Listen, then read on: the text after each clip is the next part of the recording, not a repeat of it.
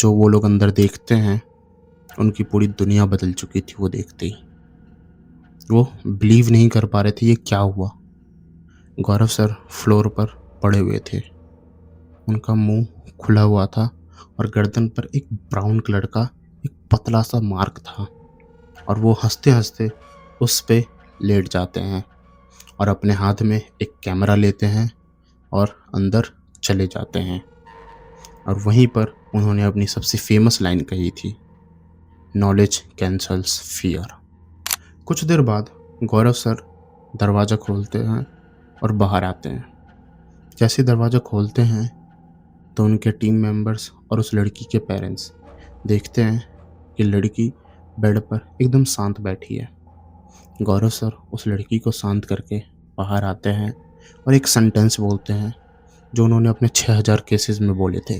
जब वो उसके फादर से बात कर ही रहे थे गौरव सर, तो उस लड़की के बेडरूम से काफ़ी ज़्यादा आवाज़ आने लग जाती है। चीखने की, चिल्लाने की काफ़ी ज़्यादा आवाज़ें आने लग जाती है।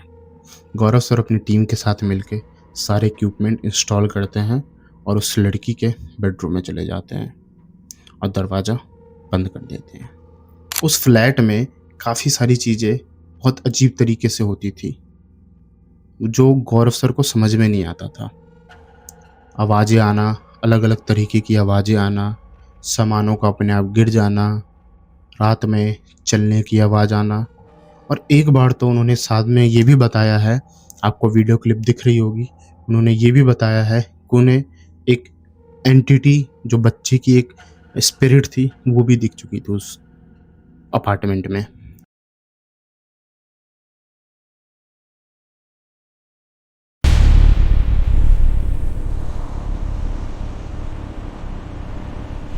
सात जुलाई 2016 दिल्ली द्वारका के एक फ्लैट से एक न्यूज़ आती है कि द फेमस पैरानॉर्मल इन्वेस्टिगेटर गौरव तिवारी ने अपने घर में, अपने बाथरूम में बीवी के दुपट्टे से लटक के कर लिया है।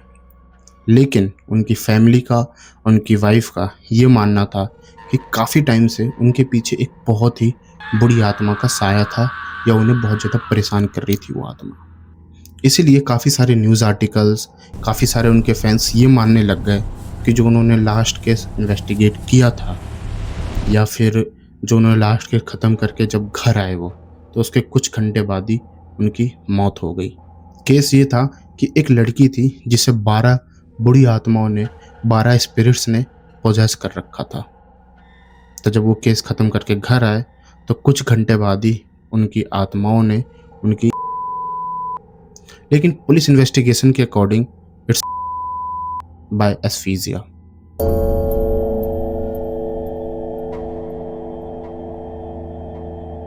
तो उनकी इस डेथ मिस्ट्री को समझने के लिए पहले हमें उनकी पास्ट लाइफ को समझना होगा, वो इस प्रोफेशन में कैसे आए वो समझना होगा, उन्होंने कौन कौन से बहुत ही खतरनाक केस कवर किए थे, उनका बिहेवियर कैसा था।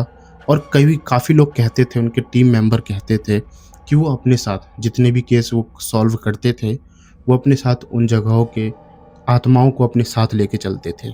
तो उसके बारे में हम आगे बात करेंगे, और साथ ही जितनी भी आगे स्टोरीज़ मैं आपको बताऊंगा वो सारी उनकी बुक से ली गई है। उनकी सारी बुक मैंने पढ़ी है, जो उनकी बुक थी वो बुक पढ़ के मैं आपको सारी स्टोरीज़ बता रहा हूँ। अगर आपके पास भी कोई हॉरर स्टोरी है जिसे आपको लगता है कि ऑडियंस तक पहुँचनी चाहिए, तो हमारे डिस्क्रिप्शन में मेल पे आप हमें भेज सकते हैं। और ऐसी और वीडियोज़ के लिए, डॉक्यूमेंट्रीज़ के लिए हमारे चैनल को सब्सक्राइब कर दीजिए और वीडियो को लाइक कर दीजिए। चलते हैं स्टोरी की तरफ।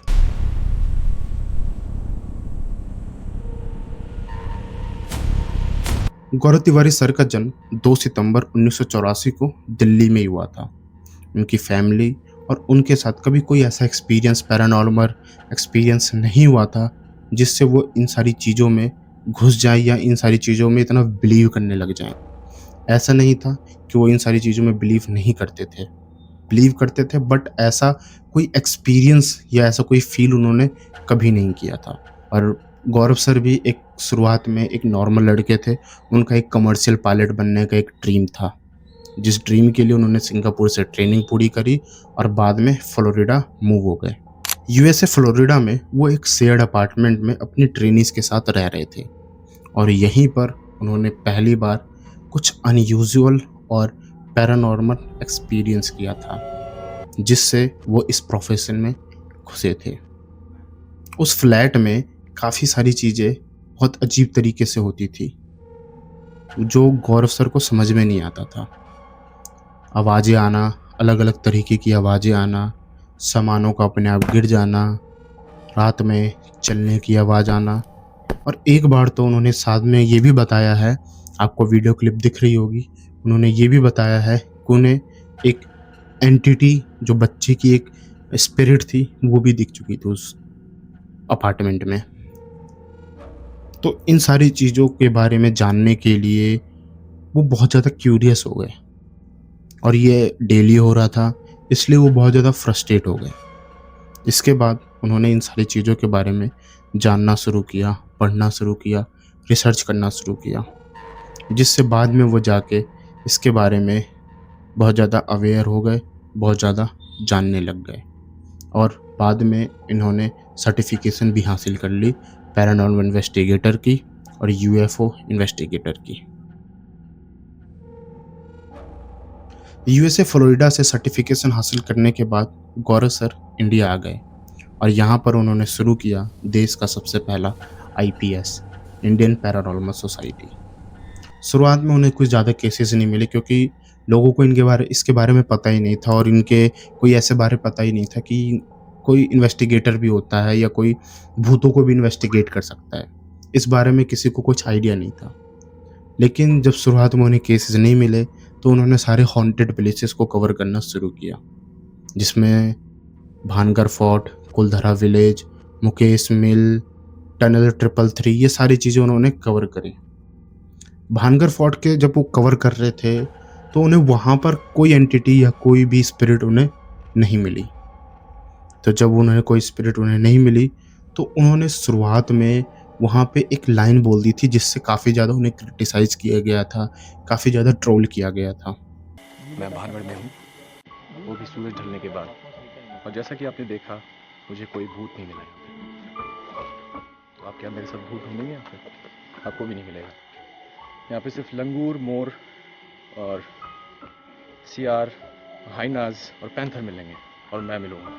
कोई भूत नहीं मिलेगा। इस लाइन के बाद काफ़ी सारे लोगों का ये कहना था कि उन्होंने वहाँ की एंटिटी, वहाँ के स्पिरिट, वहाँ की आत्माओं का डिसरिस्पेक्ट किया है, इसलिए वहाँ की आत्माएं उनके पीछे लग गई। और इसके अलावा उन्होंने 6000 से ज़्यादा केसेस इन्वेस्टिगेट किए थे। अगस्त 2013, इस वक्त तक गौरव तिवारी इंडिया में बहुत ज़्यादा पॉपुलर हो चुके थे। उनका आईपीएस बहुत ज़्यादा पॉपुलर हो चुका था, जिस वजह से उनके पास बहुत सारे केसेस आने लग गए थे, और वो इन सारे केसेस में बहुत ज़्यादा बिजी होने लग गए थे, जिसकी वजह से कोई भी अब्रॉड का केसेस वो अब ले नहीं सकते थे या ले नहीं पा रहे थे, इतने ज़्यादा बिजी हो गए थे। लेकिन जब उन्हें एक केस आया अब्रॉड का, ऑस्ट्रेलिया का, जब उन्हें एक केस आया, और जब उन्होंने केस के बारे में पता किया, सारे स्टोरीज पता करी, तो उन्हें बहुत ज़्यादा उत्सुकता हुई वहाँ पे जाके उस केस को इन्वेस्टिगेट करने की। ये केस था एक मेंटल असाइलम का, एक मेंटल हॉस्पिटल का, एरेडल असाइलम, जो मेलबर्न ऑस्ट्रेलिया से 2 घंटे दूर अरारत शहर में था।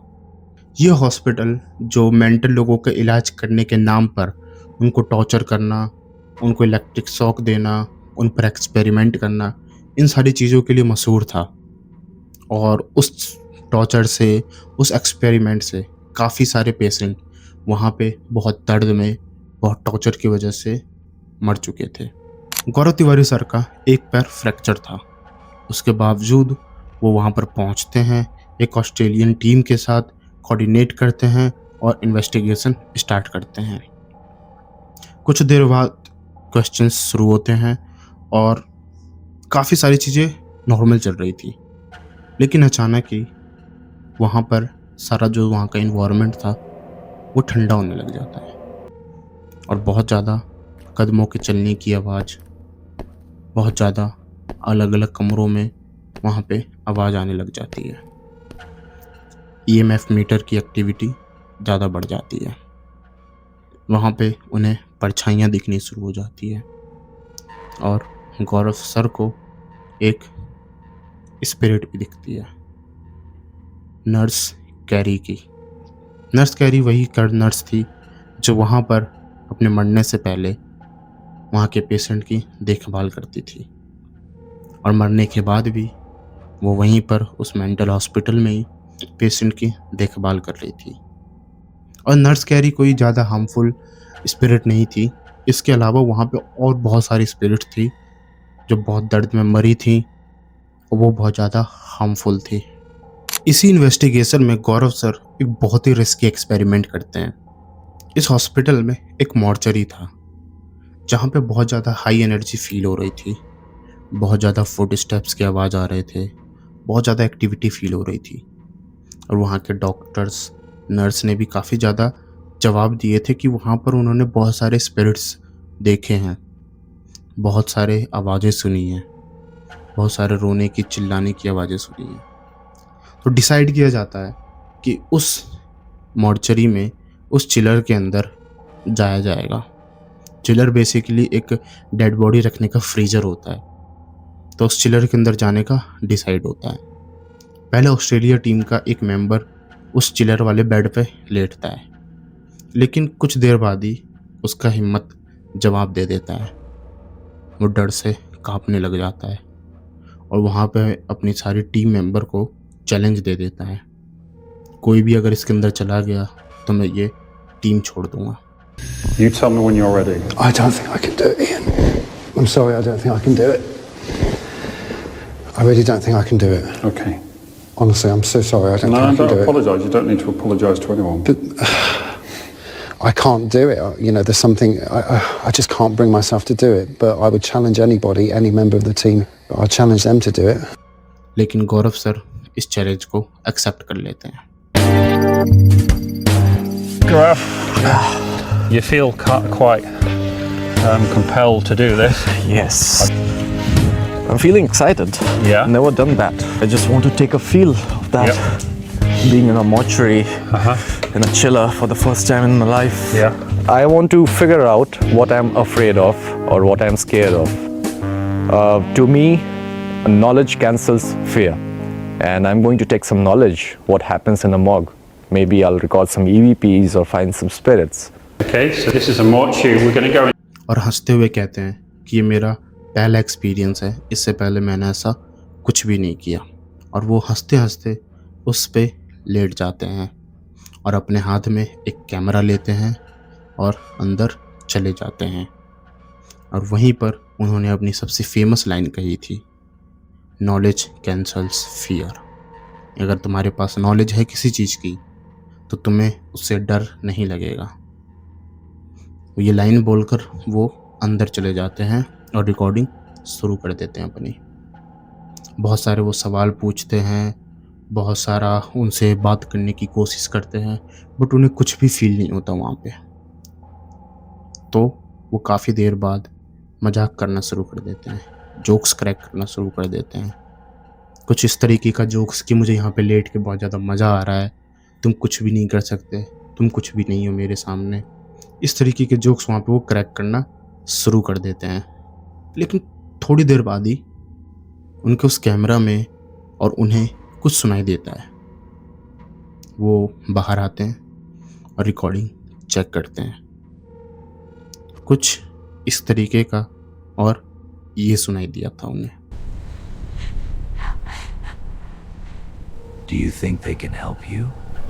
सारी इन्वेस्टिगेशन ख़त्म होती है और बाद में ये कंक्लूज़न निकाला जाता है कि उस मॉर्चरी में, उस हॉस्पिटल में काफ़ी सारे स्पिरिट्स हैं।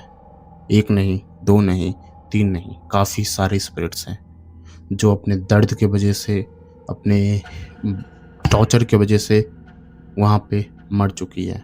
उस मॉर्चरी में एक बहुत ही दर्द से तड़पती हुई आत्मा है और एक बहुत ही क्रूर आत्मा है जो उन्हें परेशान कर रही है। ऑस्ट्रेलिया में उन्होंने एक और केस इन्वेस्टिगेट किया था और इस केस में लिटरली उन्होंने घोस्ट को कैप्चर कर लिया था। ये केस था एक जेल का, बोगो रोड जेल का, जो ऑस्ट्रेलिया के ब्रिस्बेन शहर में थी।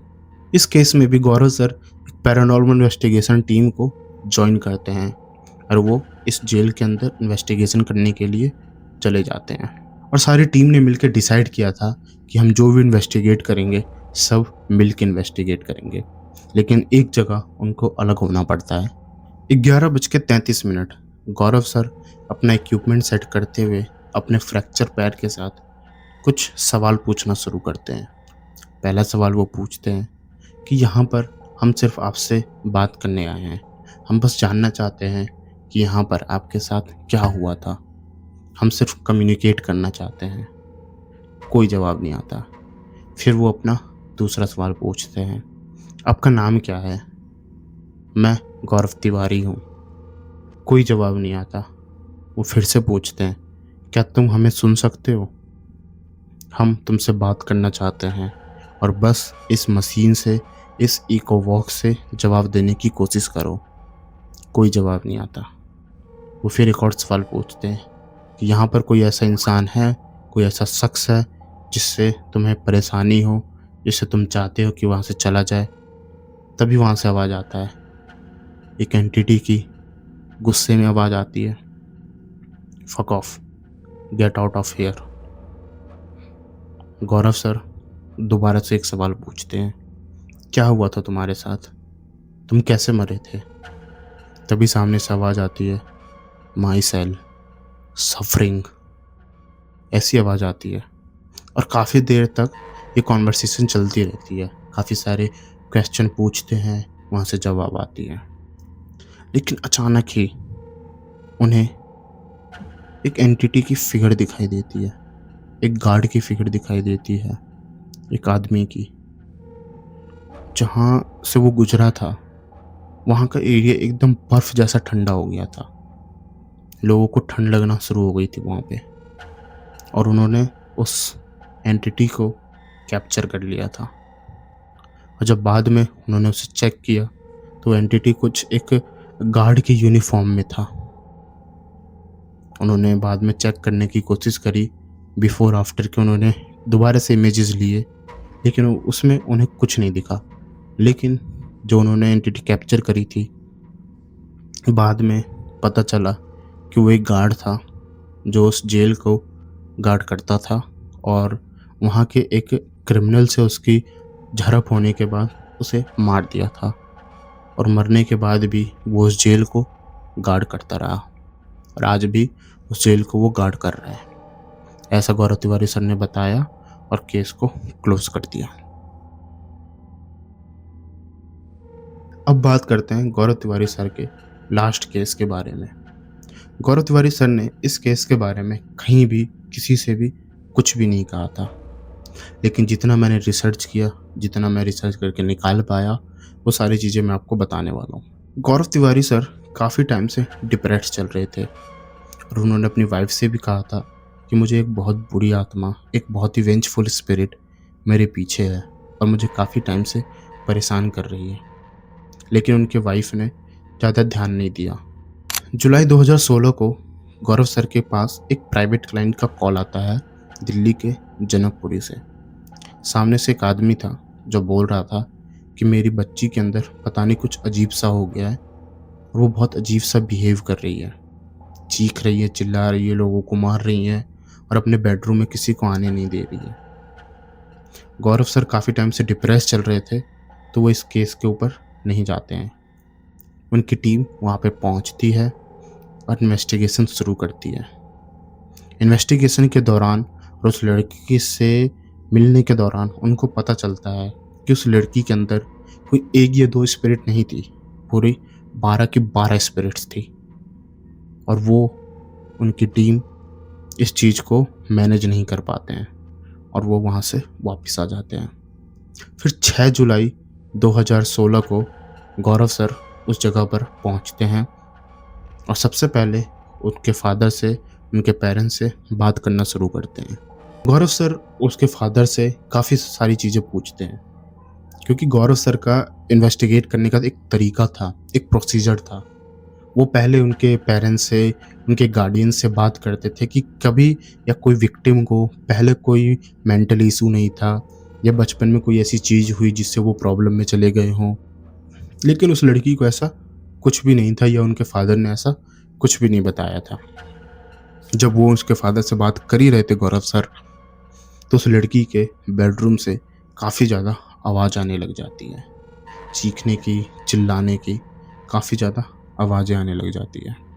गौरव सर अपनी टीम के साथ मिलके सारे इक्विपमेंट इंस्टॉल करते हैं और उस लड़की के बेडरूम में चले जाते हैं और दरवाज़ा बंद कर देते हैं। कुछ देर बाद गौरव सर दरवाज़ा खोलते हैं और बाहर आते हैं। जैसे दरवाज़ा खोलते हैं तो उनके टीम मेंबर्स और उस लड़की के पेरेंट्स देखते हैं कि लड़की बेड पर एकदम शांत बैठी है। गौरव सर उस लड़की को शांत करके बाहर आते हैं और एक सेंटेंस बोलते हैं जो उन्होंने अपने 6000 केसेस में बोले थे। वो कहते हैं कि अगर इस जगह कोई भी आत्मा या कोई भी बुरी शक्ति है तो वो मेरे साथ चले, बस इस जगह को छोड़ दे। और वो जब ये कहते हैं तो उनके टीम मेंबर्स और जो उनके पेरेंट्स थे वो थोड़े से चौंक जाते हैं। उनके टीम मेंबर्स ने ये सारी चीज़ें सुन रखी थी पहले, तो वो सोचने लगते हैं कि गौरव सर अपने साथ 6000 से ज़्यादा स्पिरिट्स को रखते हैं, क्या ये सही है? और ये सारी चीज़ें सोच के वो वहाँ से निकल जाते हैं। घर आते वक्त गौरव सर गाड़ी की फ्रंट सीट पर बैठ के नीचे की तरफ देखते हुए शांति से घर पहुंच जाते हैं। पूरे रास्ते वो एकदम शांत थे, किसी से कोई बातचीत नहीं, और वो घर पहुंच जाते हैं। रात के तकरीबन 1:30 बजे वो घर पहुंचते हैं। उनकी वाइफ से उनकी थोड़ी सी बहस होती है, तू मैं होती है, और वो अपने दूसरे कमरे में जाके सो जाते हैं। 7 जुलाई 2016 उनकी वाइफ रात का गुस्सा भुलाकर, रात की लड़ाई भुलाकर गौरव सर से पूछती है, क्या आज तुम सही हो? गौरव सर कहते हैं कि हाँ, आज मुझे थोड़ा सा कुछ अच्छा लग रहा है, लेकिन हम एक नए केस पर काम कर रहे हैं और मुझे उस केस से को लेके कुछ अच्छी फीलिंग्स नहीं आ रही। तो उनकी वाइफ पूछती है, क्या ऐसा क्या डिफरेंट है इस केस में? गौरव सर कहते हैं कि यहाँ पर 12 आत्माएं हैं और सारी 12 की 12 आत्माएं अलग अलग हैं, एकदम डार्क, एकदम यूनिक आत्माएं हैं।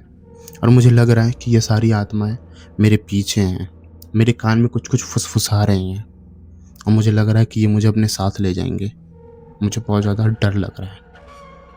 तभी उनकी वाइफ कहती है, ये सब सिर्फ तुम्हारे माइंड में चल रहा है, ये तुम्हारी नींद की कमी की वजह से हो रहा है। तुम्हें बस एक लंबे ब्रेक लेने की ज़रूरत है और अपने माइंड को, अपने आप को शांत करने की ज़रूरत है। तो गौरव सर कहते हैं कि हाँ, शायद तुम सही कह रही हो, और वो उठ के कहते हैं कि मैं जा रहा हूँ शावर लेने, और वो कमरे से बाहर निकल जाते हैं। कमरे से बाहर निकलने के बाद वो जाके अपने फादर के पास बैठ जाते हैं, और थोड़ी देर वहाँ पे बैठने के बाद अपनी कॉफ़ी पीते हुए वो अपने फ़ोन के इनबॉक्स को चेक करते हैं, मेल के इनबॉक्स को। सारे अपने मेल्स वेल्स चेक करते हैं और 5 मिनट बाद वो शावर लेने चले जाते हैं। कुछ देर बाद ही बाथरूम से कुछ गिरने की आवाज़ आती है। उनके फादर साहब बुक को टेबल पर पटकते हैं जो वो पढ़ रहे थे, और जल्दी से बाथरूम की तरफ भागते हैं। बाथरूम के जब पहुंचते हैं वो, तो उनकी फैमिली ऑलरेडी वहीं पर होती है, और वो बाथरूम पर नॉक करना शुरू करते हैं। जब नॉकिंग के बाद भी सामने से रिस्पॉन्स नहीं आता, तो उनके फादर साहब दरवाज़ा तोड़ देते हैं, और जो वो लोग अंदर देखते हैं उनकी पूरी दुनिया बदल चुकी थी। वो देखते ही वो बिलीव नहीं कर पा रहे थे ये क्या हुआ। गौरव सर फ्लोर पर पड़े हुए थे, उनका मुंह खुला हुआ था और गर्दन पर एक ब्राउन कलर का एक पतला सा मार्क था। वो सारी फैमिली उन्हें फटाफट उठाती है और हॉस्पिटल ले जाती है। वहाँ पे जाके पता चलता है कि उनकी डेथ पहले ही हो चुकी थी। लेकिन उनकी डेथ का सबसे मिस्टीरियस पार्ट ये था कि उनके एक्सटर्नल और इंटरनल बॉडी पर कोई भी डैमेज नहीं था, कोई भी हार्ट अटैक नहीं था, बस एक छोटा सा किडनी स्टोन। लेकिन उससे किसी की मौत नहीं हो सकती, और किसी भी डॉक्टर्स को उनकी डेथ का एग्जैक्ट रीज़न नहीं पता था। कोई फाइंड आउट कुछ कर ही नहीं पा रहा था, और पुलिस ने कहकर इस केस को क्लोज कर दिया। और आज उनकी डेथ एक मैटर ऑफ डिस्कशन बन चुका है। हर जगह सिर्फ उनके डेथ के बारे में ही बात चल रही है। क्या रीज़न था, क्या मिस्ट्री उनके डेथ के पीछे। बट जहाँ तक मुझे लगता है कि वो नहीं कर सकते। जितने इतने डेयरिंग आदमी थे वो, इतनी सारी चीज़ें वो कर चुके हैं, इतने सारा वो प्रेशर लेके चलते थे, वो सुसाइड नहीं कर सकते। तो क्या था उनकी डेथ का कारण, कमेंट में ज़रूर बताना। तो जैसा कि मैंने आप लोगों को बताया था कि इसमें जितनी भी मैंने स्टोरी बताई हैं, जितने भी सारे डिटेल्स बताए हैं, वो उनके बुक से मैंने बताई हैं। तो अगर आपको भी वो बुक खरीदनी है तो अमेज़न पे जाके आप वो बुक खरीद सकते हो। लेकिन उनके बुक में जो भी स्टोरी है वो आगे मैं वीडियोज़ में लाता रहूँगा और आप वो लोगों को सुनाता रहूँगा। तो बुक खरीदने की कोई ज़रूरत है ही नहीं, क्योंकि मैं स्टोरी लेके आता ही रहूँगा। और बहुत सारी स्टोरीज़ हैं उनके बुक में, तो मैं सारी स्टोरीज़ डिटेल में कवर करूँगा और आपके पास लेके आऊँगा। इसके लिए चैनल को सब्सक्राइब कर दो, वीडियो को लाइक कर दो। मिलते हैं नेक्स्ट वीडियो में, तब तक के लिए बाय बाय।